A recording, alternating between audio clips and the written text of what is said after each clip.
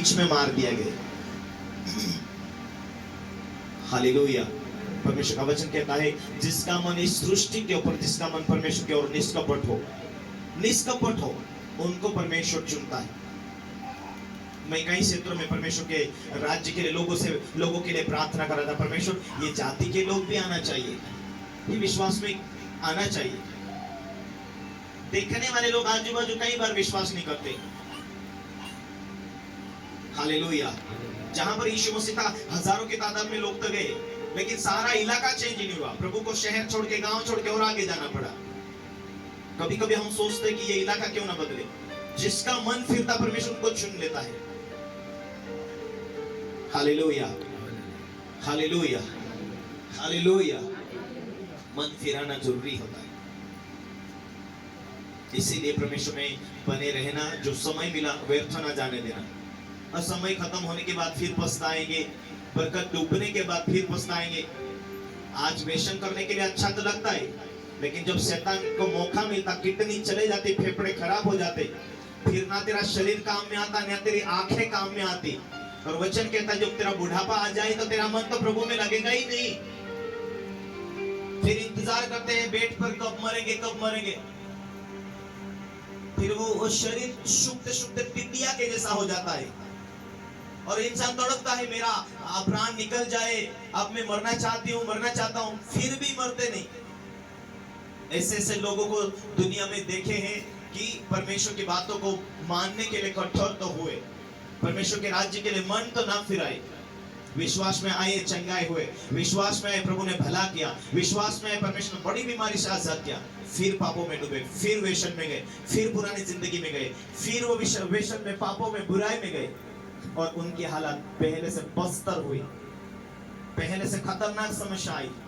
प्रभु में बने रहोगे, हरा भरा खाओगे। वचन कहता है जो मुझ में बना रहता है वो डाली हरी भरी होती है, जो मुझ में बनी नहीं रहती है वो काट दिया जाती, फेंक दिया जाती और लोग उसे ले जाकर आग में जला देते हैं, बटोर लेते हैं, बांट लेते हैं। सूखी लकड़ी के समान एक पेड़ सूख जाता है, काट लिया जाता है और बांट लिया जाता है, उसी रीति से है। हालेलुया। सच्ची दाखलता मैं हूँ, मेरा पिता किसान है, जो डाली मुझ में है और नहीं फलती वह काट डालता है और जब फलती उसे छांटता है ताकि और फले। तुम तो उस वचन के कारण जो मैंने तुमसे कहा है शुद्ध हो। तुम मुझ में बने रहो और मैं तुम में। जैसे डाली यदि दाखलता में बनी ना रहे तो अपने आप से नहीं फल सकती, वैसे तुम भी यदि मुझ में बने ना रहो तो नहीं फल सकते। हालेलुया। यदि तुम मुझ में बने रहो और मेरा वचन तुम में बना रहे तो जो चाहो मांगो वह तुम्हारे लिए हो जाएगा।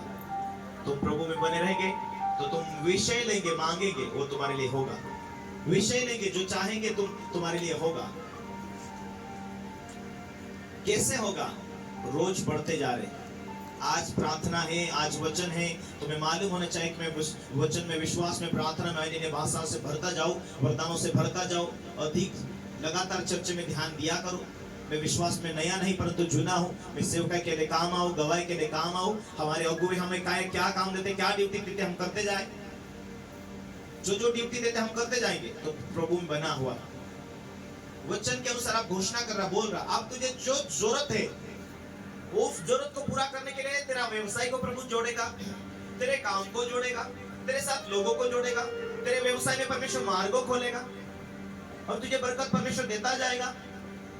तेरे बोझ को उठाने के लिए परमेश्वर एक जिम्मेदारी लिया है तुझे आगे रखने के लिए, क्योंकि तू प्रभु का बेटा है, इसलिए वो देना चाहता।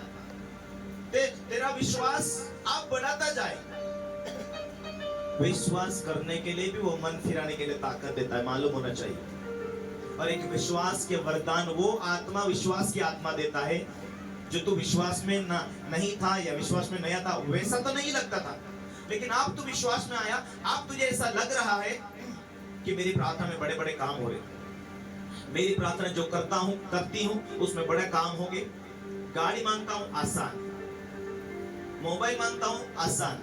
जो कार्य के लिए तेरे व्यवसाय तू जीरो में था लेकिन फटाफट बढ़ते जा रहा है। विश्वास का वरदान तेरे अंदर परमेश्वर डालेगा, जो तू सोच भी नहीं सकता, जो तू कर भी नहीं सकता, वो तेरी छोटी छोटी प्रार्थना में परमेश्वर बड़े बड़े चिन्ह चमत्कार काम करेगा। Hallelujah, hallelujah. एक दीन दयाल पास्टर करके आया, उसने कहा मैं एक साइड में बैठा था और वो एक साइड में, उसको किसी को मालूम नहीं, मैं कुर्सी पर साइड में बैठा था, हम 5-6 पास्टर वहां बैठे थे, एक मीटिंग था। और उसने कहा, एक वो आत्मिक व्यक्ति था, मैं यहाँ जब से इधर तू बैठा है तब से मुझे ऐसा लग रहा कि परमेश्वर तेरे द्वारा कुछ बड़े काम कर रहा है और तू विशेष परमेश्वर का एक जड़ है। कहां से? मैंने कहा महाराष्ट्र से। क्या तू एक सेवक है? हाँ जी मैं सेवक हूं। तो हमारा बात हुआ, हाँ परमेश्वर तुझे एक विशेष बुलाहट दिया, परमेश्वर तेरे द्वारा बड़े बड़े काम करता। हाँ पास्टर जी मेरे द्वारा परमेश्वर बड़े बड़े काम करता। बातों बातों में बात हुई हमारी, फिर हम लोग मीटिंग में गए तो उसने प्रचार किया, गवाही दिया। उसने कहा मुझे गाड़ी की जरूरत थी, प्रचार किया और गाड़ी को मैंने प्रार्थना किया, मांगो तो मिलेगा, वो वचन मैंने लिख लिया और एक चिट्ठी बनाया, चिट्ठी में प्रार्थना लिखा और घोषणा करता रहा। उसने कहा मेरे पास विश्वास का एक वरदान है। उसने कहा मैं गाड़ी मांगा और गाड़ी मांगते मांगते 21 दिन का उपवास में प्रार्थना कर रहा हूँ ताकि मेरी प्रार्थना कम ना हो। मुझे उपवास की जरूरत पड़ी ताकि मैं लगातार प्रार्थना कर पाऊं। 21 दिन का उपवास प्रार्थना करते हुए बाइबल का जो कवर था, कवर में एक चिट्ठी मैंने लिखा, मुझे परमेश्वर गाड़ी नहीं है इधर उधर जाने के लिए, 21 दिन के उपवास में मुझे गाड़ी की जरूरत है, मुझे गाड़ी तो दे। 21 दिन उसका उपवास चल रहा है और 20वें दिन वो बेटा चिट्ठी देखता है, पापा बाइबल के अंदर मुझे कॉफी मिली और उसमें लिखा था 21 दिन में गाड़ी परमेश्वर मुझे दे रहा है। कल 21 दिन है, आज तो 20 दिन है, क्या परमेश्वर तुझे गाड़ी देगा पापा? तो उसके पिता ने बोला, शंका डालने वाले शैतान चुप, विश्वास के ऊपर शंका कराने वाले प्रभाव, यीशु के नाम में चुप, ऐसा बोला उस बच्चे को।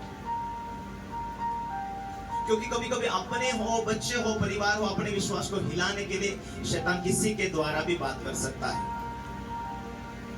क्या तेरे लिए हो सकता है? शंका की बात है, कल ऐसा होने वाला है, क्या परमेश्वर काम करेगा? परमेश्वर का वचन कहता है विश्वास के बिना उसे प्रसन्न करना न होना है। अपना विश्वास अपने पास रखते हैं, लेकिन कई बार लोग बोलते हैं हेलो बीमारी बढ़ रही ना, क्या है? परमेश्वर का वचन हम देखते हैं तो एक जगह यीशु मसीह गया और एक जगह लड़की मरी हुई थी, ये बाइबल ये कहती है वो मरी हुई थी। एक जगह उसका ये बातें 2 जगह लिखी है। और यीशु मसीह के पास में एक व्यक्ति आता है, हे गुरु मेरी बेटी मरने पर है और तू चल उसके लिए